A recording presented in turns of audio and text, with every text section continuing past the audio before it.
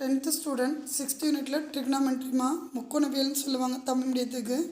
இதோட பேசிக் பார்த்துட்டு நம்ம அப்புறம் சம்குள்ளே போவோம். ஏன்னா நீங்கள் இது தெரிஞ்சால் தான் இனிமேல் சம் போட முடியும். இப்போ உங்களுக்கு பார்த்தீங்கன்னா இது வந்து ஒரு ரெக்டாங்கிள் ட்ரையாங்கிள். அதில் இந்த பேஸ் பக்கம் இருக்குல்ல, இது வந்து அட்ஜசன்ட் சொல்லுவாங்க. இது எப்படி நீங்கள் அண்டர்ஸ்டாண்ட் பண்ணிக்கணும் அப்படின்னா, இங்கே உங்களுக்கு 90 டிகிரிக்கு இங்கே போடுறீங்களா 90 டிகிரிக்குள்ள சிம்பிள், அதே ஆப்போசிட் அப்படியே டிகிரி இருக்கும். புரியுதுங்களா? இந்த ரைட் ஆங்கிள் ட்ரையாங்கிள் அதுக்கு தான் இந்த இது போடுவோம் 90 டிகிரிக்கு. அதுக்கு அப்படியே ஆப்போசிட் வந்து உங்களுக்கு டீட்டா. இது வந்து அட்ஜசன்ட் சைடு, இது ஆப்போசிட் சைடு, இது ஹைபோட்டெனியஸ் கர்ணம். தமிழ் மீடியத்துக்கு இது அடுத்துள்ள பக்கம், இது எதிர்பக்கம், இது கர்ணம் சொல்லுவாங்க. இப்போ சைன் டீட்டாக்கு ஆப்போசிட் பை ஹைபோட்டெனியஸ் இருக்கும். புரியுதுங்களா? தமிழ் மீடியத்துக்கு எதிர்பக்கம் பை கர்ணம் சொல்லுவாங்க. அதே காஸ் டீட்டாக்கு அட்ஜசன்ட் பை ஹைபோட்டெனியஸ் இருக்கும்.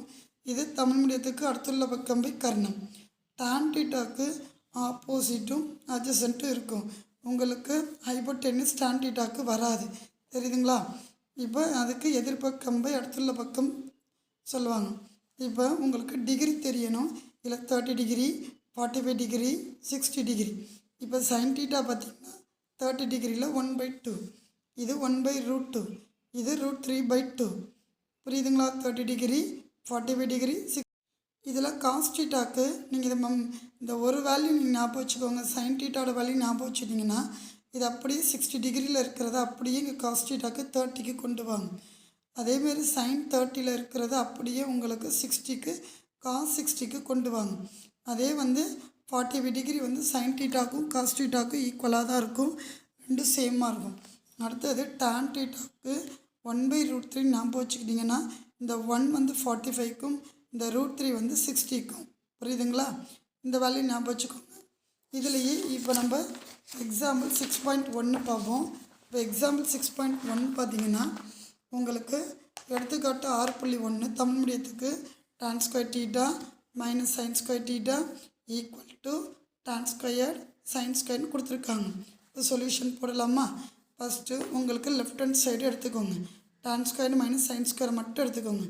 எடுத்துகிட்டு இதோட நீங்கள் என்ன பண்ணுறீங்க அப்படின்னா நியூமரேட்டர்லையும் டினாமினேட்டர்லையும் காஸ் ஸ்கொயரால் மல்டிபிள் பண்ணுங்கள். புரியுதுங்களா? காஸ் ஸ்கொயர் டீட்டாவில் நியூமரேட்டர்லையும் டினாமினேட்டர்லையும் மல்டிபிள் பண்ணுங்கள். இப்போ இந்த சைன் பை காசு வந்து டான், இங்கே ஸ்கொயர்டு இருக்கிறதுனால டான் ஸ்கொயர்டு. என்னம்மா டான் ஸ்கொயர்டுக்கு என்னது? சைன் ஸ்கொயர்டு பை காஸ் ஸ்கொயர்டுன்னா உங்களுக்கு டான் ஸ்கொயர்டு ஃபார்முலா. அப்போ இந்த சைன் ஸ்கொயர்டு பை காஸ் ஸ்கொயர்டுக்கு டான் ஸ்கொயர்னு போட்டுருங்க. இங்கே காஸ் ஸ்கொயர்னு போடுங்க. இப்போ இதில் வந்து காமனாக டான் ஸ்கொயரை வெளியே எடுத்துருங்க.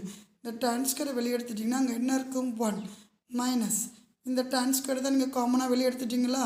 அதனால் இங்கே வெறும் காஸ் ஸ்கொயர் மட்டும் தான் இருக்கும். 1 மைனஸ் காஸ் ஸ்கொயர்ன்றது சைன் ஸ்கொயர் டீட்டா. புரியுதுங்களா? அப்போ இங்கே இருக்கிற டான் ஸ்கொயர்டு, இங்கே 1 மைனஸ் காஸ் ஸ்கொயர் டீட்டாவுக்கு சைன் ஸ்கொயர்டு. இது உங்கள் கொஸ்டின்லேயே கொடுத்துருக்காங்க எது கொண்டு வரணும்னு. ஒருவேளை இந்த வேல்யூ மறந்துருச்சுன்னா உங்களுக்கு கொஸ்டினில் என்ன கொண்டு வர சொல்லியிருக்காங்க அதை எடுத்து எழுதுங்க. இட்ஸ் வெரிஃபைன்னு எழுதுங்க. இது நிரூபிக்கப்பட்டது அப்படின்னு தமிழ் மீடியம்னா. இப்போ இது எப்படி மிஸ் 1 மைனஸ் காஸ் ஸ்கொயர்டுக்குன்னா sine square theta plus cos square டீட்டாவோட வேல்யூ 1மா. புரியுதுங்களா? இப்போ இந்த சைன் ஸ்கொயரை வச்சுக்கோங்க. இந்த ப்ளஸ் ஈக்குவலுக்கு அப்புறம் மைனஸ், இந்த ப்ளஸ் ஈக்குவலுக்கு அப்புறம் என்ன ஆகும்? மைனஸ். அப்போ 1 மைனஸ் காஸ் ஸ்கொயர்டு அப்படி வந்ததுன்னா சைன் ஸ்கொயர் எழுதுங்க. அதேமாதிரி இங்கே காஸ் ஸ்கொயர் இருக்குங்களே, அது உங்களுக்கு வேணும்னா இந்த சைன் ஸ்கொயர் டீட்டா 1 கிட்ட போகிறப்போ மைனஸ் ஆகும். ஸோ 1 மைனஸ் சைன் ஸ்கொயர் டீட்டானா நீங்கள் எதை எழுதலாம்? காஸ் ஸ்கொயர்னு எழுதலாம். இந்த வந்து ஃபார்முலா தெரிஞ்சு வச்சுக்கோங்க. புரியுதுங்களா? இது வந்து சம் போடுறப்போ இது போடணும்னு அவசியம் இல்லை. நீங்கள் தெரிஞ்சுக்கிறதுக்காக போட்டிருக்கேன். அடுத்தது எக்ஸாம்பிள் 6.2. இதை ப்ரூஃப் பண்ண சொல்லியிருக்காங்க. சைன் 1 ப்ளஸ் காஸ் ஏ, புரியுதுங்களா, equal to 1 minus cos A by sine A. இதை கொண்டு வந்து நிரூபிக்கணும்னு சொல்லியிருக்காங்க. புரியுதுங்களா? இதை ப்ரூஃப் பண்ணணும். இப்போ சொல்யூஷன் போடலாம் மாட்டாமா? இப்போ இந்த sine A by 1 plus cos ஏவை எடுத்துக்கோங்க. இந்த மாதிரி வேல்யூ வந்திருந்தால் இந்த கீழே இருக்கிற டினாமினேட்டர் இருக்குல்லம்மா, இதுக்கு ஆப்போசிட் காஞ்சிகேட்டுன்னு சொல்லுவாங்க, ஆப்போசிட் சைன் போடணும். இந்த ப்ளஸ்ஸுக்கு ஆப்போசிட் வந்து மைனஸ். புரியுதுங்களா? இது காஞ்சிகேட் பண்ணுங்கள். இப்போ இந்த வேல்யூ இன்னும் பண்ண முடியாது. இது அப்படியே சைன் ஏ இன்ட்டு 1 மைனஸ் காசின்னு வச்சுக்கோங்க. இது என்ன டைப்பில் இருக்குது? ஏ ப்ளஸ் பி, ஏ மைனஸ் பி டைப்பில் இருக்குது. ஸோ அந்த ஃபார்முலா பேஸ் பண்ணி இருக்குது. அப்போ ஏ ப்ளஸ் பி ஏ மைனஸ் பிக்கு ஏ ஸ்கொயர் மைனஸ் பி ஸ்கொயர்னு எழுதுங்க. புரியுதுங்களா?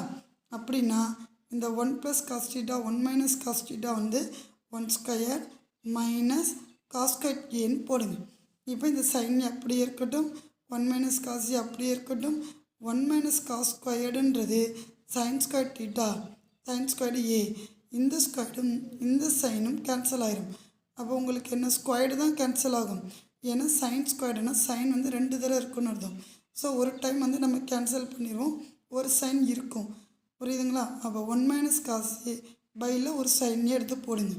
இது நிரூபிக்கப்பட்டது, இட்ஸ் வெரிஃபைன்னு எடுத்து எழுதுங்க. புரியுதுங்களாம்மா?